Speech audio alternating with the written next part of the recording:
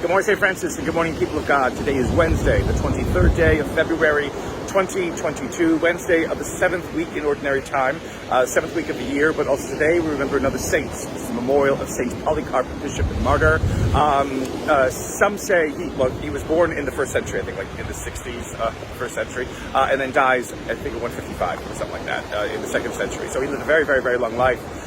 Supposedly had a connection at least to the apostles, not necessarily to Jesus, but he is best known for helping to resolve the date of the celebration of Easter. There are many people who want to celebrate it closer to the Jewish observance of Passover, which falls on the 14th of the Jewish month of Nisan, but Polycarp kind of moves it to the summer or the Sunday that follows the full moon after the spring equinox kind of thing, that whole complicated computation or whatever it is for Easter. This was to keep Easter on a Sunday, so that again it would connect, with the day of the Lord. It would connect with the day on which Christ again rises from the dead, which is basically between Saturday and Sunday. So it's an interesting kind of mix of things. But Polycarp is the one who helped do that. He also helped to deal with some of the kinds of issues. Again, he was a bishop in Turkey, but also traveled a lot to help other people do all the kinds of things. So in these first decades of Christianity, Polycarp kind of figures out prominently. So remember him on this day. It is the last day of the priest assembly, and so one of our last days of looking at the beach, looking at the shore today. A little sunrise happening. It is a little bit foggy and hazy because it's going to be, I think, 80 degrees here, which is ridiculous for February, and we're having snowstorms up north, far north, not North Carolina, but far north. And so how to deal with all this climate change is something we need to think about, is something to consider.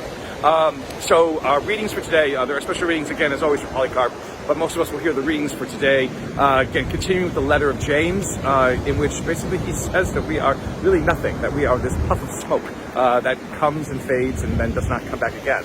And that's important to kind of remember, because what James is talking about is not to worry about all of these grand things that we have designed in our minds and in our heads. We live for the now. We live for the moment. We live for Christ. We live for God. And all these kinds of things that we hope, are going to either help us to remain famous or influence others after we're gone, or give great memory to who and what we were, might not necessarily come to pass.